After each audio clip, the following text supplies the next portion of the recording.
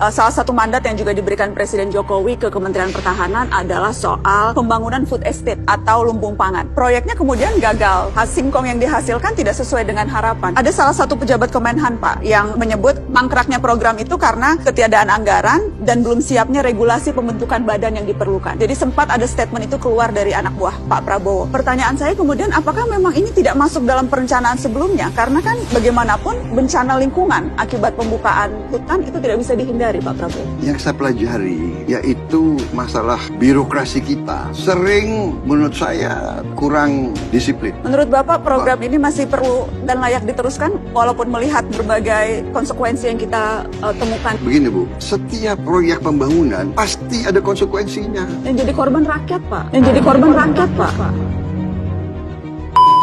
Masalahnya, menurut banyak kajian, termasuk dari Bank Dunia, program ini tidak mampu menjadi solusi kelangkaan pangan di Indonesia. Banyak orang yang sulit mendapatkan makanan atau gizi yang cukup. Makanan mahal karena ongkos produksi yang tinggi, masyarakat juga sulit memperoleh makanan bergizi seperti sayur dan buah. Masalah ini tidak bisa diselesaikan hanya dengan membebat hutan untuk menanam singkong seperti rencana Kemhan. Kami juga menemukan bahwa hampir semua area yang ditarget adalah habitat orang hutan menurut analis dari ahli dan pemerintah.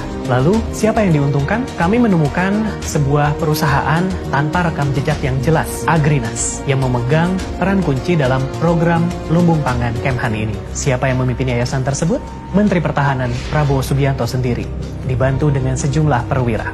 Sementara manajemen Agrinas didominasi oleh politisi Partai Gerindra, partai yang dipimpin Prabowo dan juga lingkaran terdekatnya.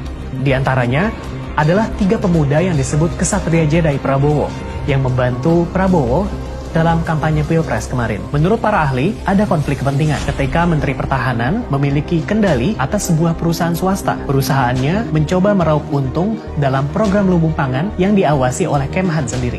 Kami menemukan bukti bahwa Agrinas mengajukan proposal investasi bernilai triliunan rupiah untuk mendanai program lumbung pangan Kemhan ini. Dalam proposal itu, Agrinas meminta 33 triliun rupiah kepada pemerintah Korea Selatan dengan dalih punya peran sentral dalam program Kemhan ini. Siapa yang menulis proposal tersebut? Salah satu dari 3 Kesatria Jedi Prabowo yang juga adalah wakil CEO Agrinas. Program lumbung pangan ini barulah permulaan. Nampaknya militer akan semakin terlibat, hutan habis dibabat dan pemerintah mungkin bertindak semakin semena-mena.